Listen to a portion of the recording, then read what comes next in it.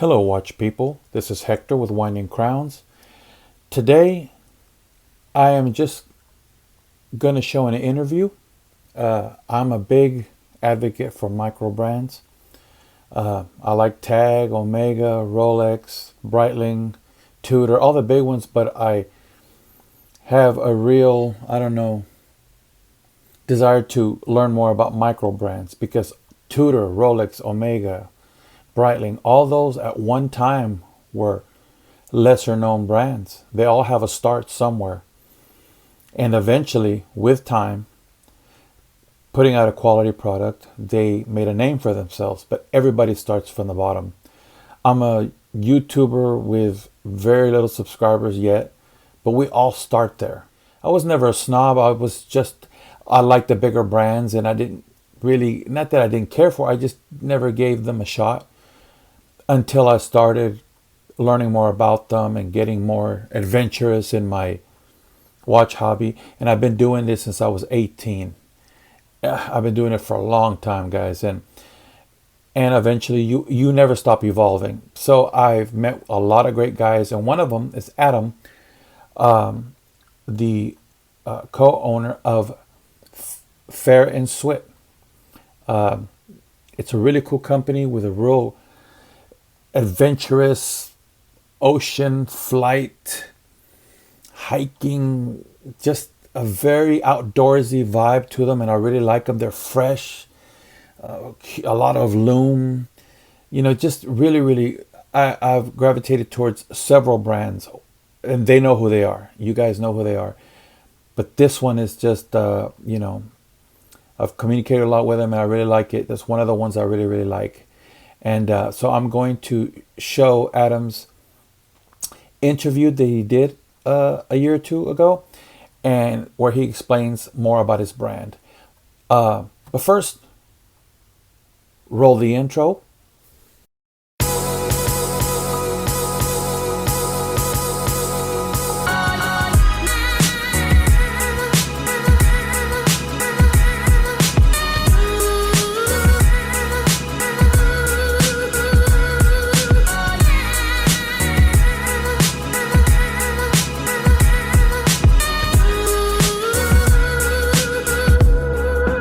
Hello, watch people.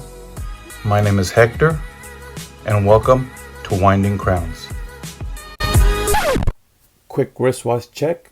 I'm wearing the Praesidius,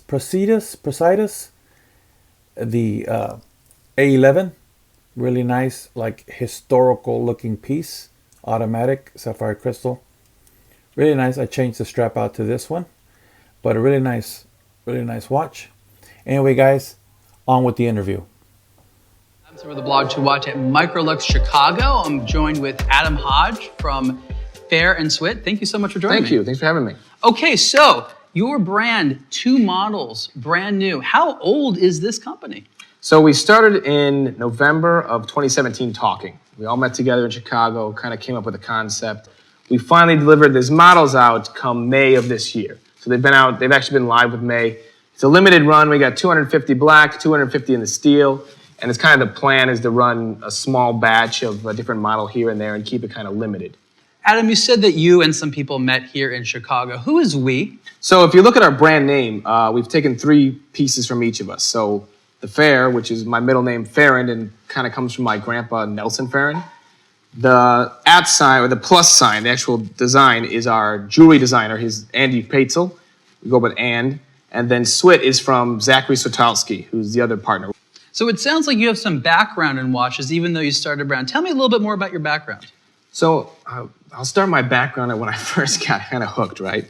So I'm on a cruise somewhere in the Bahamas, and I'm 18, and I walk by the shop, and it's got Citizen Pro Divers, and it's got this like loom face Pro Diver, and I walk by, and then I remember coming back, and I was like, guys, I got to go in the store. And I'm 18 years old.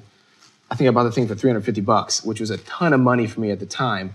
But I got that, and then, people are commenting on it. I kind of get in from there. Then I go into like a Seiko Kinetic watch. Then I get into a ball, which is my first Swiss ETA movement. And I get hooked, and I'm doing, then I get into Watch Time magazines. I'm going on the blog, The Watch. I'm going into Watch You Seek. I'm, running through and trying to pick up watches. Then I started slowly my collection kind of grows as I start to, increase my income and then start going to watch events. And it just kind of got into my veins. And I tell people it's kind of infectious, When you get a piece like this and you have that mechanical movement, like beating, like a heartbeat, it like runs through your body, runs through your blood. I don't know about you guys, but I actually get a faster pulse when I see a watch sometimes. But how does someone go from being a relatively new but hyper enthusiastic, consumer to saying I would actually like to build a brand? Because that's a big leap. It is. So I guess I'm kind of a creator. I've been like a creator when I was younger. I used to make like T-shirts in junior high and sell them to people, and then I did a little hip hop artist at one point, And then I'm into watches, and I'm like, I kind of want to make one of these. I know that sounds crazy. I remember telling my family that I want to make a watch. And then I just kind of went down the path to exploring what can I do, where can I pull this? I pulled those guys in, and kind of collectively we just made it happen. Now, it's an interesting parallel with beers, right? Because there's plenty of beer out there. It's not like there's not enough beer, I better make some for myself. But there's something about expressing your character, your taste, your background, your values in beer and in a watch. And so you seem to be a serial creator. You have a lot of passion for the things you like. What are some of the values about you and maybe the rest of the names on there that you want people to think about when they're looking at your dial? So what we kind of wanted to embody is, you can see we call it the seaplane, right? So with the seaplane, we all travel. Me, Zach, and Andy, we're big into traveling. We're big into exploring, trying new things, getting out of our comfort zone. And I think we want to do a pilot-diver combo. And then the seaplane kind of fit in perfectly with that. And they were like, that's kind of, ties into Indiana Jones and the whole idea of adventure. If you're on a seaplane, you're going somewhere fun, right? You're somewhere a little more unique, somewhere that you're going to have a good time. So for me, our tagline is always define your time. It means like make the most of your time, have fun, enjoy life, right? That's kind of what I want to embody is go exploring, go out of your comfort zone. For the most part though, take your time, because time is something we can't control, right? Take your time and make the most of it. So tell me a little about this watch. This is the seaplane? Yes. And what is the price of this watch? So the steel comes at $629, and then the PVD is $649. Did you begin with a price point in mind, or did you begin with the design and a feature set? So first our goal was, hey, what's a watch we can design that'll get our friends who tell me I got an Apple Watch or I got a phone, I don't need a watch. How do we hook those guys into the automatics? So yeah, we're like, let's try and get around 500. Then I started building it. I decided I wanted to bring manufacturing over to Mentor, Ohio. I wanted to have it assembled here. I want to get the bands, the strap from Barton. We're going to work with this box company in Florida. So all our, we start throwing the BGW9 Loom in there, and then the Swiss Solita automatic. The price kind of kept creeping up. So we had the price point was an idea in mind, but that was not top tier. It was basically build the watch that I want people to wear and get excited about, and then figure out where we can go, where we're comfortable, where we can get the price point, and still hook in new buyers, new watch people. So you were inspired by seeing other people creating, I'll call them new brands, micro brands, if you will, and that gave you a sense of confidence that you could do the same. Now that you are in the space and you see this very rich and thriving micro environment of sort of startup brands, enthusiast-driven brands, as I say, you must think a few steps down the road. Where do you think this is all going from your perspective? So for me, we're pumped. We're pumped up on this. It's rolling. We got a couple more models in mind. My goal is to keep rolling out small batches at a time. Do you think that the future, and I'm sort of taking brands like yours collectively, because I think that your story, the Farr and Swit story, represents a lot of common threads of other stories. Started as a collector, very near after I got enthusiastic with watches, something clicked in my mind that I could do this too, actually went ahead and did it. And now you find yourself in a group of a lot of people who have the same idea. That means there's a movement, if you will, right? So where do you think this movement is going?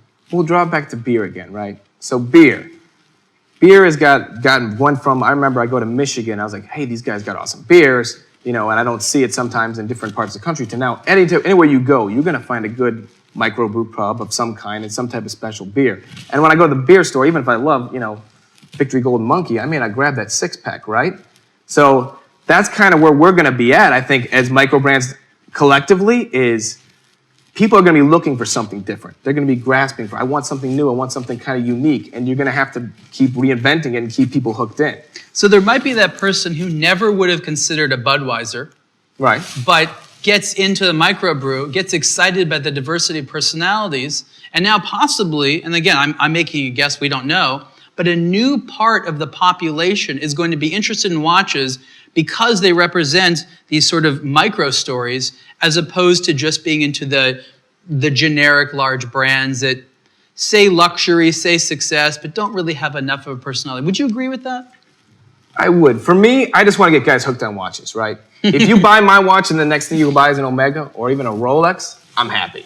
I just want people back into watches. The brand is Farr and Swit. Adam, thank you so much. Thanks a lot.